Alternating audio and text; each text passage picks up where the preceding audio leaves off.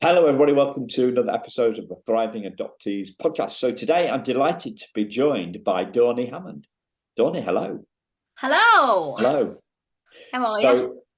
Dawnie Hammond, her blog, right? She's an adoptee and a blogger, and it's called the blog is called WTF, which doesn't stand for anything rude, does it? No, it stands for with the throw. With the throw. So throw, we're short for Afro, right? The throw. Yep. So Dawnie has her natural throw on, and I have my synthetic throw on, which I bought to go to a 70s party in a disco thing in the summer. So mine is itching slightly because it's synthetic, and but Dawnie, yours is comfortable? Mine is naturally beautiful, bouncy, and very large. Very large, yeah, and it is a lot larger than mine. So if you look on the social media stuff, you'll be able to see some pictures. You'll be able to compare two throws. So it's two throws, side by side throws, and Simon's throw is pretty weedy compared to Dawnie's. But you have to find that out for yourself. You have to find that out for yourself. Check out the social media, right?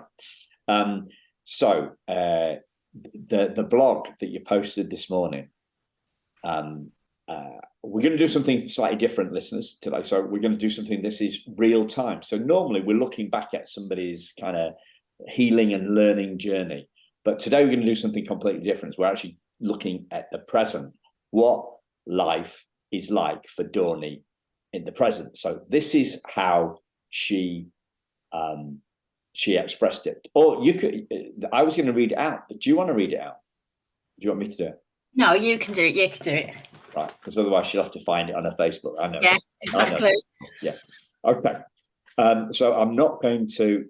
Dawn is a yam. So this is a part of the West Midlands. They speak very quickly in an accent. You'll find out is nothing like mine. I am not going to do Dawnie's accent because I can't do it justice. Right. So this is what she posted this morning. Thank you from the bottom of my heart for sticking around and wanting to read my story. Not nice. This whole situation has been overwhelming for all involved. It's been difficult, it's been magic, and it's a shitstorm too. Some things you need to fight, and sometimes you need to breathe. And that's the problem there. The processing part, no one seems to understand the mental strain and the strength it takes. It's exhausting and happening whilst you try and lead your normal life, in inverted commas.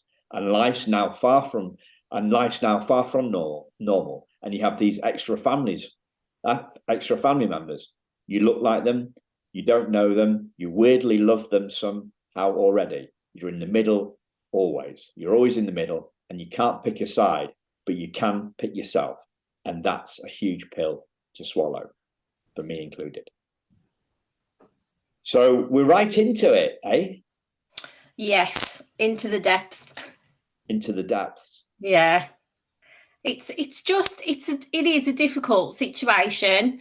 For me, I had a lovely adoption, and last summer I got found by my birth mom, and just every emotion under the sun just hit me all at once, because it wasn't that I was searching for her. It wasn't that I walked about thinking that anything was missing. I just walked about as myself, Dawnie. And it is difficult. These people come in your life, and within a second, everything's just completely different to everything that you know. You start questioning yourself. You start questioning, who am I? You've got all these thoughts, all these feelings. Who do I look like? Who do I sound like? Did I get my traits from my adoptive parents? Is this something I've learned? Is it nature? Is it nurture? You don't know. And just the confusion's it's a lot, isn't it? Just to try and process. Yeah. So we had another Brit on the show a couple of weeks ago, last week, I think, was it? Last week, who's an adoptee from a bit further north of me, and so obviously north of you. So Dawnie, for people in the States, Dawnie lives about 100 miles southwest of me. That's probably the easiest way of saying it, something around that. So not very far in American terms, but quite a long way in UK terms. And so this guy was kind of 50 miles north of me, and David is called David Benjamin. He's an adoptee, and he's been in reunion for a lot longer than you, and he's still finding it confusing. Some of the things that you've said in that post, he's still in that, and he's been in a reunion for years. So on one hand, that means am I ever going to get any peace? But on the other hand, he's like he is still. I guess he's becoming more okay with it, really. I think that's the only thing you can be, is accepting of it. Because I think you've got to accept the fact that you might always walk about confused, you might always have questions that are unanswered, and you've got to make peace with that, because if you don't, you're going to drive yourself absolutely crackers. Yeah. Can I ask you a question? It sounds a bit like a coachy question. Are you okay with me asking it anyway? Yeah. Right. So you're in the middle. You're always in the middle, and you can't pick a side. What makes you think that you've got to pick a side? Who's saying that you should pick a side? For me, as an adoptee, I've grew up as Dawn, but my birth mum gave away a little girl called Charlene. Charlene, yeah. And my birth mum, which is something that just never occurred to me to even think about, has walked about thinking that Charlene's grown up and Charlene's become a person, and she's created this avatar version of me, and she doesn't exist. And I'm trying to be myself, but it's this thing of disappointing her, because I'm not Charlene, and she's not accepting really that I am this person, and I didn't grow up as that person. And for me, it's really difficult, because I can see both sides. I can see from my own side, and it's like a toxic trait that I've got. I can see both sides of every argument, so I end up switching sides, and I can't make a decision about things. And I think it's just so hard for her to accept that I am me. And I think it's really hard for her, because the only picture that she ever had was this picture when I was 6 weeks old, that she was given the day that she went that way and I went this way. And on this picture, I'm just like her. Everything about me, I am the absolute double of her. But 41 years later, I'm a walking, talking girl version of my dad. And that's another hard pill to swallow for her as well, isn't it? So not only did I not become Charlene that looked like her, I've grew up being this crazy Afro woman called Dawn that is a spitting image of her first love. And I think that's so hard, but I can understand at the same time. But it's on so many levels, it like pickles my brain. Yeah. So it's not just about your sides. It's just not just about picking sides. It's about her expectations. And so now that's being able to understand how she's feeling is a gift, though. It is a gift. It's a gift. It is a gift, but I feel what I really struggle with is that I can see how that would feel. I can see that. But she fails to see my side. And that's where I struggle. And it's like time hasn't moved on. It's like she's still 17 giving me away, and I'm the adult and it's like a role reversal. Like I'm the parent and she's the child, and it's baffling. And I've heard that expressed by lots of adoptees who are also therapists. It's madness. It's literally madness. And that's what they do. Sorry, I just want to share that for the listeners, right? Because what Dawnie is feeling, and what Dawnie's birth mum is going through, and the situation she's facing, if you're facing something similar, that is how it often plays out. It's one of the things that often plays out in a reunion. We've changed, and we expect our birth mum or birth family to have changed as well, and often they haven't. They've been frozen. They've been frozen in time. Yeah. So this is kind of that's normal. So you're like, I'm just wondering whether that gives you any. Does that give you any peace at all? I think because it makes me feel better, because it just, do you know, just sometimes I think, even like growing up, you think, am I the only one that feels this way? And when you hear it back from somebody else, you just think, oh, yeah, amazing. Do you know what I mean? I'm not absolutely. nuts.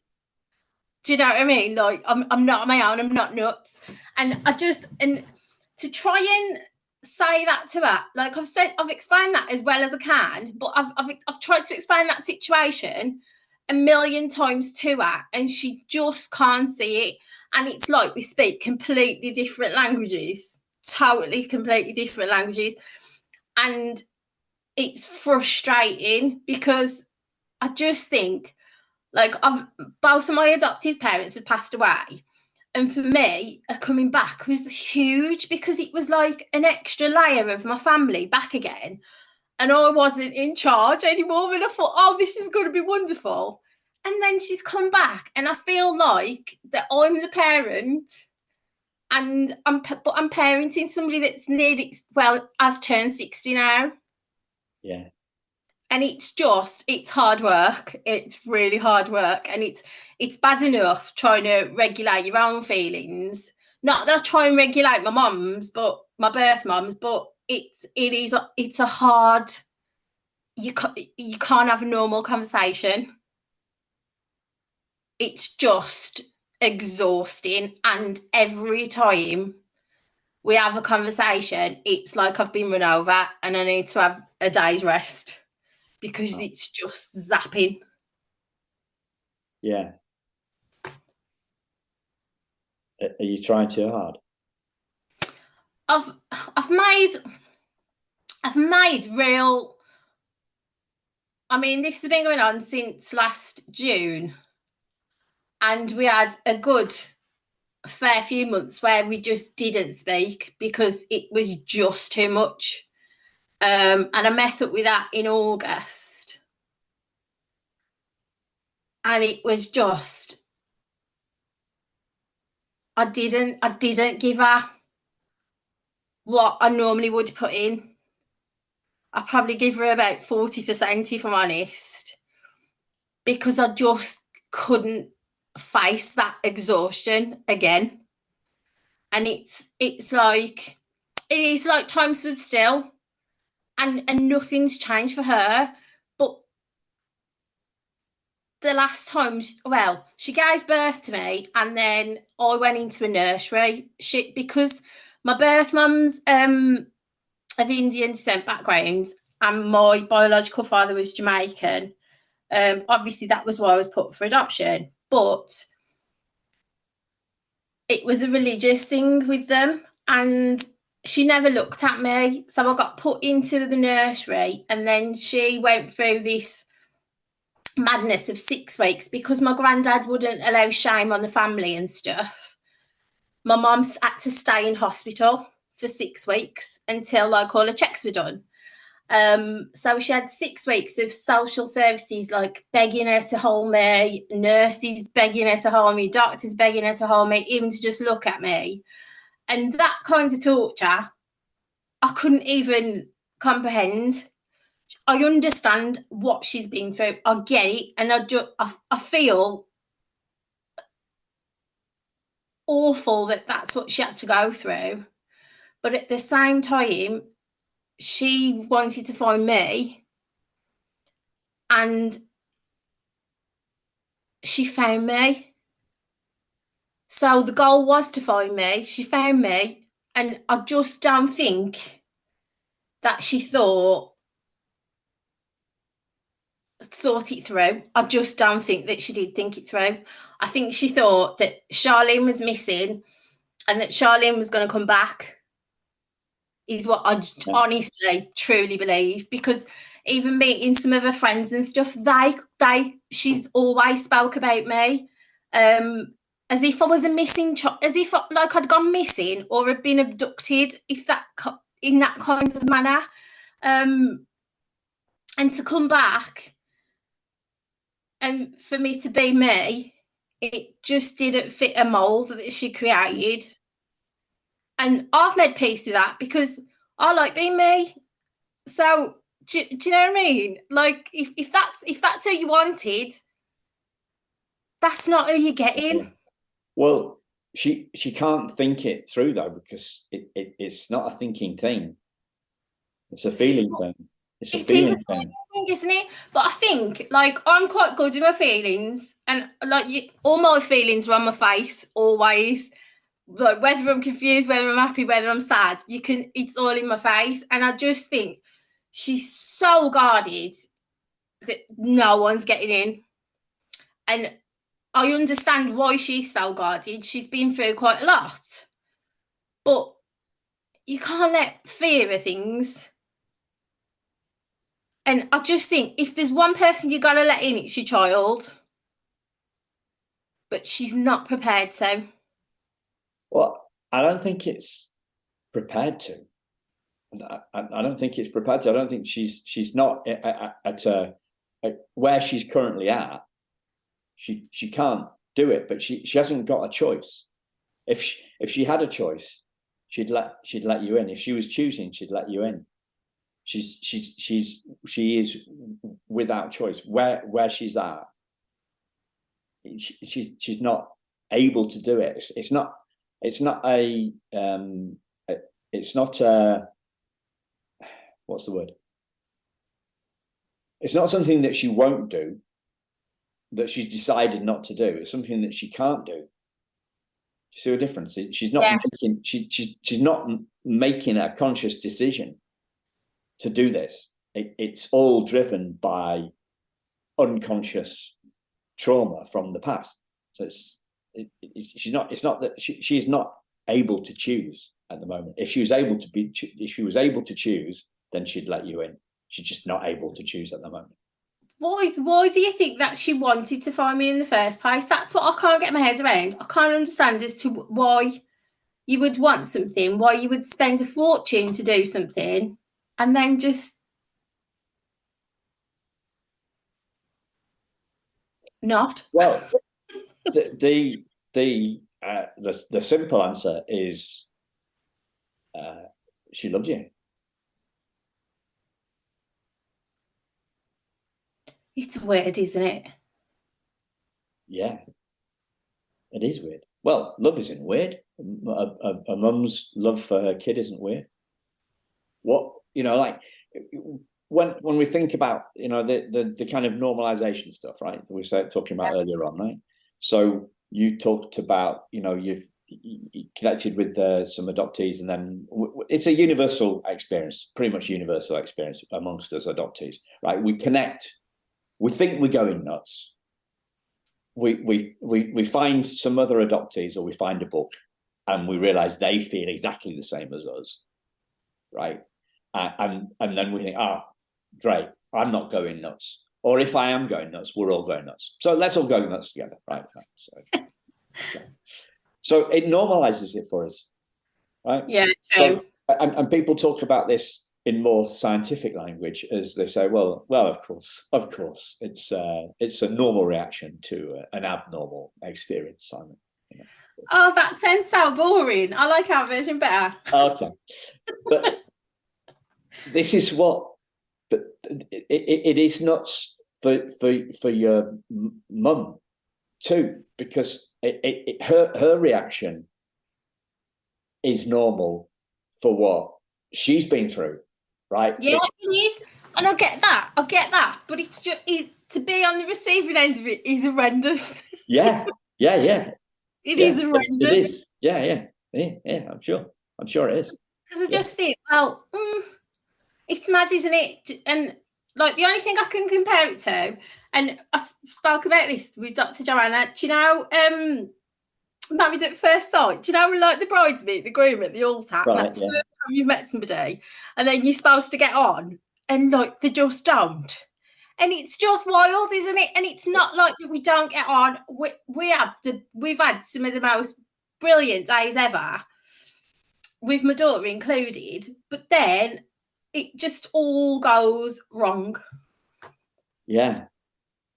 And that's what happens in families, isn't it? Yeah. But I think, yeah, it is. That's what happens in families. Like, so I've got a friend of a friend who worked with his dad, and we used to still, worked with his dad in his 20s and his 30s. Used to go on a holiday with his dad. The whole family, we'd all go to the grandkids, him, his kids. Do you know what I mean? Like whatever they were, right? The whole family. He worked with his dad, and he went on holiday with his dad. So I used to work with my dad. There was no way when I was working with my dad that I would have gone on holiday with him, right? No way. This guy, he went on holiday with his dad.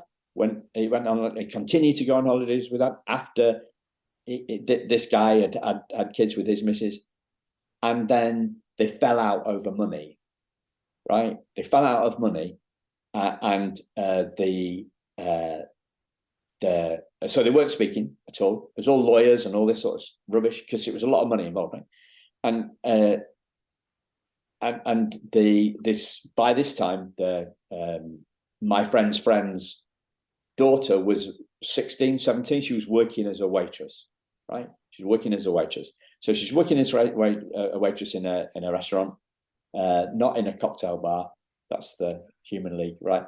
Her grandparents came in. She went over to the table. She gave them the menus. She said, I'll be back to take your drinks order," something like that. She came back to the table, and her grandparents had gone. The grandparents had gone because they couldn't bear to be with their granddaughter because of the stuff that was going on between the grandfather and the son, right? It's nuts, right? That by the way, that story had no adoption. And there's no adoption involved in that story. None of these kids were adopted. Parents, grandparents, parents, the kids not adopted. This is just normal. It's really abnormal experience, isn't it? It's a really abnormal thing. So it's like it's nuts. So like I say this a lot. I've stopped saying it because it doesn't seem to land for anybody. But I've done all my healing work, right, outside of adoptees, and I've been looking at this stuff about identity and who we are and our feelings and stuff like that for like 16 years now, right? And I say to fellow adoptees, of course, you realize it's not just us adoptees that don't think we're good enough. But the rest of the world does too. Everybody, yeah, it's everybody, and everybody. I'll get that too. But it's just, you just feel like you're mad all the time. Well, you seem pretty sane. Oh, do you know what? I don't know who you've been talking to if you think I'm saying. Well, like you're able to spot what's going on. You're able to see her side of the story, and her, like she's. What do you say? You are 41, 43? Was it 43? I was 43 last week. 43 last week. Happy birthday for last week. Thank you. So 42 years and 46 weeks ago, right? So do you know what I mean? She's been loving you and missing you for 46 years. Sorry, 46 years. I'm making you 46 now. But she's been loving you and missing you for all that time, 42 years. And then And she hasn't thought it through. Well, no, because it's a feeling thing. We're not going to think that you're going to think it through. She's so overwhelmed. She's, like, she's built up all these expectations. Like when I have people on the show that help, like search angels that help adoptees, search angels, or therapists. Search angels and therapists, they say, watch out for your expectations, because your expectations, hold your expectations loosely, I think is the word that they use. Like, don't get your hopes up, don't get your hopes down. Like, just, I mean, it's pretty tough to do this, right?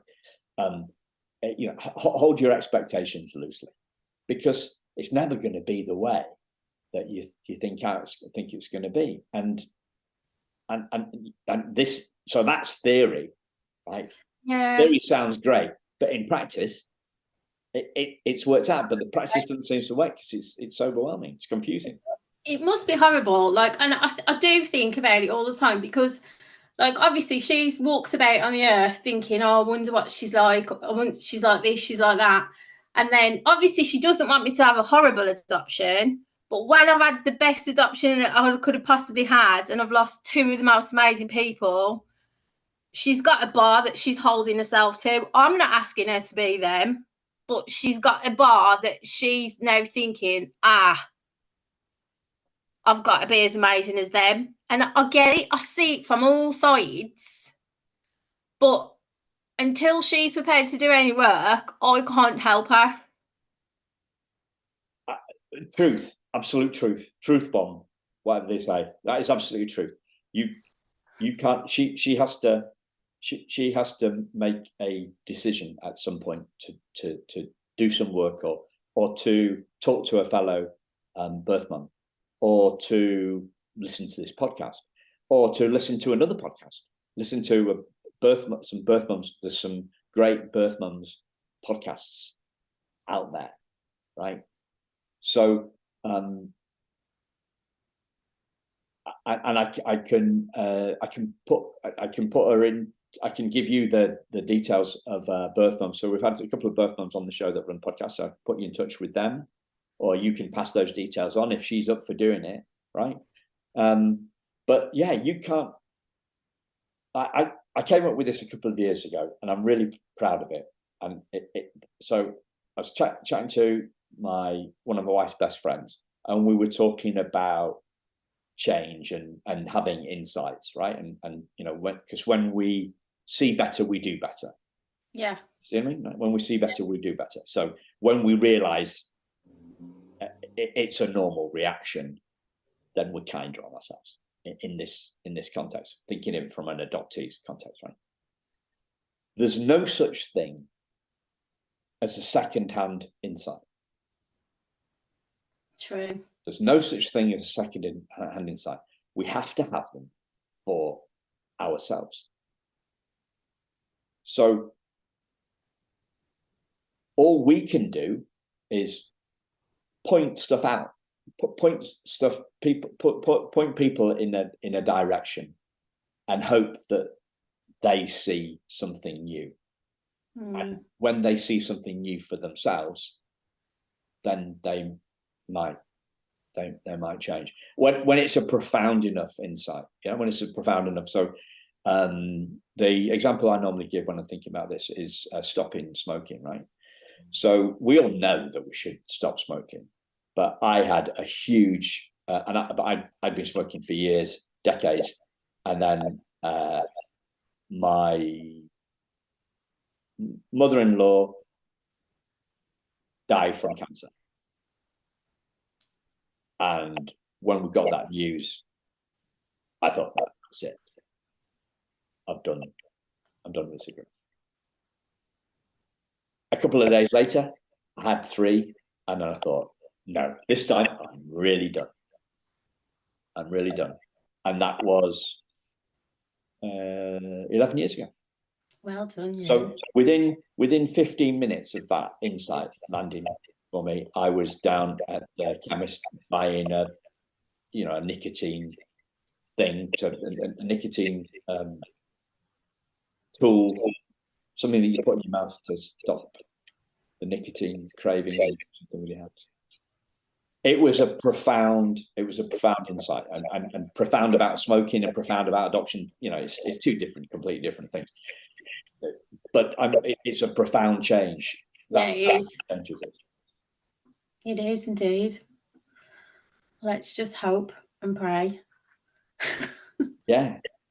And that's all you can do, isn't it? Sometimes you just gotta just chuck it up to the universe and just let it be.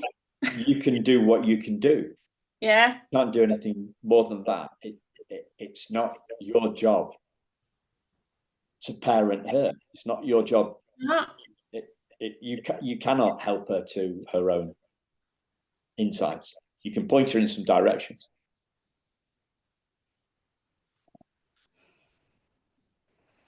And that's all I can do. Does it feel any easier? It's got better, but I just think when I gave her a break last year, I had to. I just couldn't act anymore. I just thought enough's enough. I'm trying my best. I don't know what else I can do. But it's one of them things. I think since my parents passed away, like my adoptive parents, you learn to just get on with things, don't you? Like once that top layer's gone, there's no one else. So you just have to get on. And I think I built myself up to a point where I kind of got to reinvent myself, I suppose, without them, because I'd never knew what life was like without them until they weren't here. And you know, I'd become a mom and I'd rebuilt myself, and I just thought I've built myself to the point where I really like myself. If you don't like me, I don't know what else I can do. And I think I was upset when we stopped talking, but at the same time, I just thought, no, I'd literally put everything down to give you my all. And if my all wasn't enough, then off you pop for a bit until you do a little bit of work, because I've done so much work. And healing doesn't ever stop, doesn't it? It doesn't ever end. You've always got something that you can heal and adjust and tweak, and if you're triggered by things. But I got myself to that point where I just thought, absolutely not. No. I'm not bending. I'm not folding. Everything that you can do, everything that you've done for me, everything that we've done together, every part of this, I've been nothing but kind and generous, and saw both sides of everything, and not attacked her, not gone after her, not screamed at her, not done anything. And if that's not enough, or if it's too much for her to absorb, because I am giving her kindness, maybe she'd have rather me screamed at her. Do you know what I mean? I don't know, but that's just not who I am. So I'm not going to be somebody that I'm not, and that's it.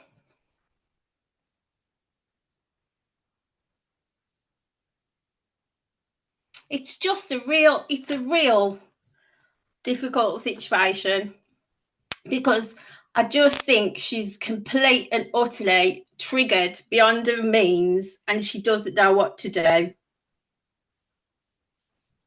Have you talked to Dr. Joe about this? I've talked to Dr. Joe, and Dr. Joe said to me, "You're just completely different people, and we like chalk and cheese, and at some point we will find a way to communicate, and I'm open to communicate with her. But she's got to see, ultimately, that Charlene is not here." And it's so important. Even we had a break where I didn't speak to her for 10 months, and she sat in a coffee shop, and she still refers to Charlene as if she's like my twin. It's and it's hurtful to hear, because it's like Dawn doesn't exist, if that makes sense.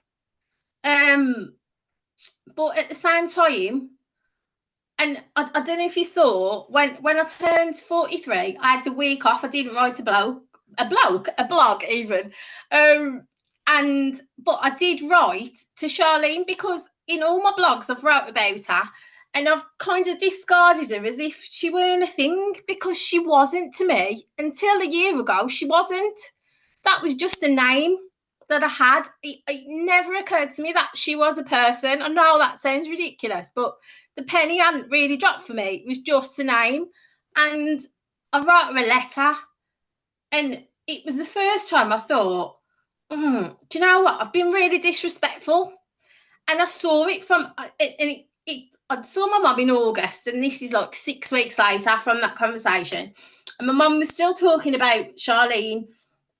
And, I'd mentioned Charlene to my friends, and I thought this and I thought that. And I was like, I could have happily screamed in her face, I am not Charlene. But I was in a coffee shop and I thought, better not. But I wouldn't never do that. Inside of me, that's what I wanted to shout. But that's not what I said to her. And I wrote a letter to Charlene, and I told her, like, I apologise for being disrespectful to her, because in a kind of way, I kind of have been. And it was so therapeutic to me, because I just thought, do you know, like, you've got your inner child. My inner child's a baby, isn't it, I suppose? And it's baby Charlene. And I thought to myself, well, once I accept her, then I'm whole. And it's not that I walked about not being whole. It's just, that's who I was. I was born this baby into this world as Charlene, and then I become Dawn. And I've always been this person. But my mum gave birth to Charlene and just walks about thinking that Charlene exists. And that's the place where we're coming from. I'm Dawn, but my mum has got this baby that just didn't grow up. Well, did, but didn't. Yeah. And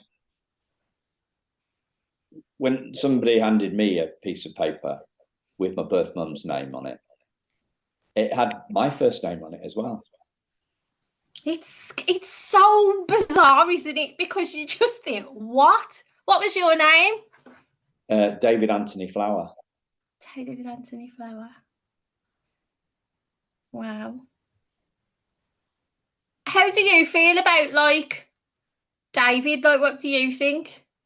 Well, my first reaction was, oh, that's a bit weird. I've had two names. That's as extreme as it was. And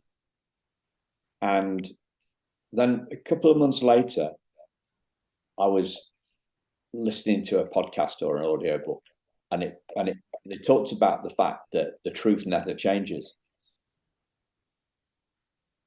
And they were talking about, babies being born without names. And labels are what other people call us. And because the truth never changes, then it's just a name's just a label that I've been given. Names are just labels. It's weird, isn't it? I think it could have been worse, because I was born on the same day as Cliff Richards, and he was playing, so I could have been called Clifford. So it could have been. Yeah, I don't know what your girl's name for Cliff. But it goes to this heart of identity. It goes to this heart of, what do we mean by identity? So I recorded another episode of the podcast a couple of hours ago before coming on to talk to you, and it's hard to describe that essence of who we are. Some people call it spirit. Some people call it consciousness. In the East, they call it chi. It's the life force. It's the part of us that never changes. It's not a thing, so all we can do is describe it with words or with metaphors. So the thriving adoptees logo is a diamond, and that's intentional. That diamond is who we are, and the diamond is hidden by our trauma. So you've seen me doing that with the clenched fist. You seen me doing that? The clenched fist. No. So the clenched fist is my metaphor for anger and trauma, and the natural shape of our hands. The natural shape of our hands is open. So as we unfurl our fingers, it reveals the diamond. So that's nice. Yeah, it's nice. It's also the truth, right? It is the truth. So what's going on for your birth mum is her trauma is hiding the truth of who she is. What's going on for us adoptees is the adoption trauma is hiding the truth of who we are as well. But it only hides it. It doesn't change it. Trauma veils who we are. Trauma veils who we are. And do you think you've been traumatized by adoption? I think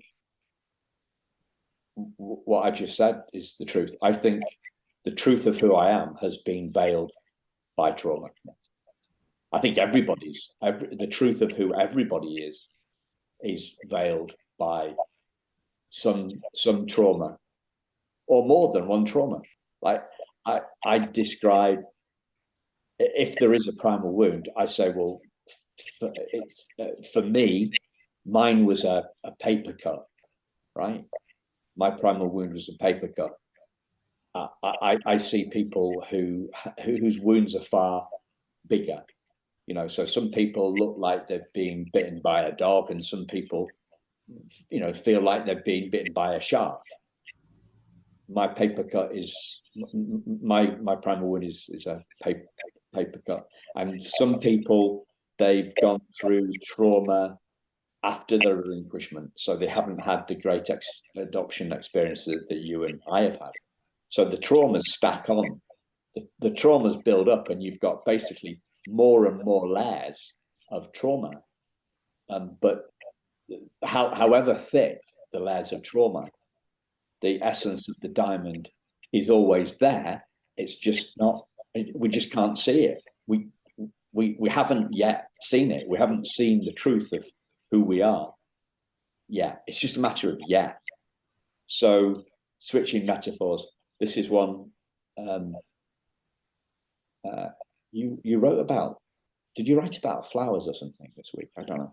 So a friend, a mentor of mine who started me off on learning all this stuff like 16 years ago, he describes it like this, right? So you and me are standing in a park, right? We're standing in a park in Birmingham, and we're looking up at the sun, and it is shining for some strange reason, and we're saying, "Oh, it's a great day. It's a beautiful day," and meanwhile, there's these underground daffodil bulbs, right? They're under the ground, and they can't see the sunshine.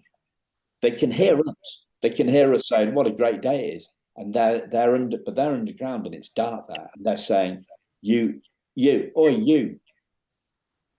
Charlene, Dawnie, Simon, David, what are you on about? What are you on about? The fact it's a great day. What are you on about? It's dark. It's dark as hell. It's black. It's pitch black. You're liars. I don't believe you." Well, it's just because they're still underground. They haven't seen it yet. They haven't. I can't. We lift those bulbs out of the ground, and they'll see the sunshine. They just haven't seen the sunshine yet. Yeah, that's I'm more about always seeing the sunshine. I try and find good in everything. I think everything happened. I do believe everything happens for a reason. And one of the ladies on our adoption group, she hates that. She hates that saying. She thinks it's the worst saying on God's green earth. But I love it because I think even when bad stuff happens to me, I have to find something good out of it. There's got to be something good. I've got to be learning something. Someone's trying to teach me something, and I think everything that I've been through, weirdly, has got me to that point with my mum where I've gone, do you know what? I'm really cool. If you want to be in my world, come be cool with me. But if you don't want to be, you be over there. Yeah. Well, that's what you've learned. That's what you've learned. But I think every little part of my life, even like, do you know, I've just got to that point in my life where I just think, oh, do you know what? I'm not giving energy to it. I really like my life idea. I'm not giving energy to that. I'm not doing it. If it brings me, sometimes like you have to, I sit in all my emotions, but like I only anger I'll have for about 10 minutes and then I'm like, right, adios. Do you know what I mean? And it's not because I'm not gonna face it. It's just the fact that I've learned how to control myself and what I need to do to put myself back to normal, whether it be I just need to sit in for the day and I need to just be on my own for an hour or whatever it is, I will make sure that I do it. But I think I don't think the union is for the faint-hearted. I don't think. I've learned that. Yeah. That's for sure. It's a bit like you need to train for a marathon, I think. And I think that, like, what's that program with Davina McCall? Long Lost Family. That's it, Long Lost Families. Life is not like that. And a lot of my friends have read my blogs and they're all like, oh, Long Lost Families is brilliant. I'm like, it's nothing like that. They only show you the nice, pretty side of it. So, like, everyone thinks, oh, let's go and do this. And I think you need to, well, like you said, you don't need to think it through. You need to seriously train yourself. I think you need to put yourself in every kind of alternative therapy that is available. I think you need Reiki. I think you need reflexology. I think you need a good cleanse. I 100% need a sage stick. All the crystals that you could possibly gather. And I just think you just have to take it for what it is. I don't think you need to overthink it. I just need you do it step by step. And if you feel uncomfy, vocalize you feel uncomfy. If you want a break, take a break. And everybody's story is different, and that's what I love. We all have the same emotions and feelings about certain things, but everybody's story is their own story, and that's what I love. And our stories aren't who we are. They're not. They're the stories that we tell ourselves. So pick a better one if you don't like the one you've got. I honestly, truly believe that. Cool. What do you think? I think you're very wise. I think there's loads of wisdom here. Do you think I'm wise? This is brilliant. Yeah. I'm glad this has been recorded.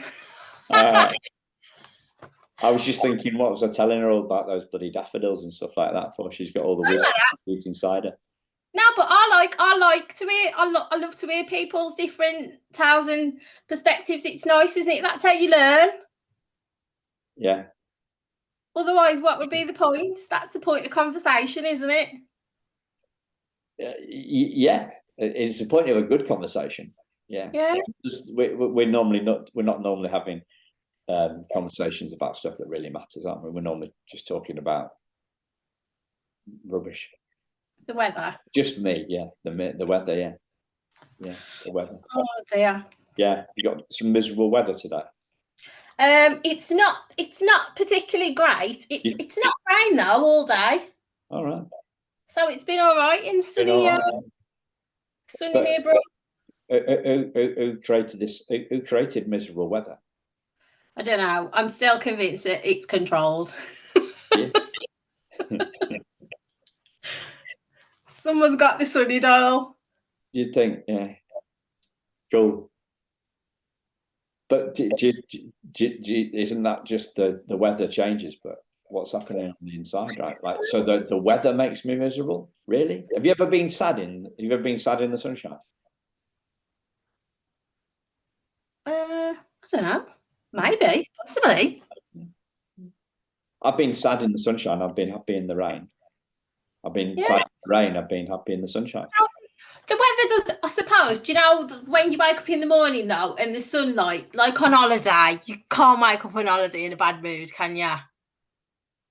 Unless you're in like Bognor Regis and it's absolutely chucking it down on a caravan roof. No, wherever I go, I tend to take what's with me in my head already. So, But I like the, do you know, rain on a caravan roof? That's nostalgic, isn't it? Well, it is for me. yeah, me too. But yeah, it's weird. Adoption's a very weird one. But I like it. Without it, I wouldn't be me, would I? No. So it's kind of cool. That's kind of a good place to stop, right? I think so. Yeah. Thanks, Dawnie. You are welcome. Thanks, listeners. We'll speak to you again very soon. Take care. Bye-bye.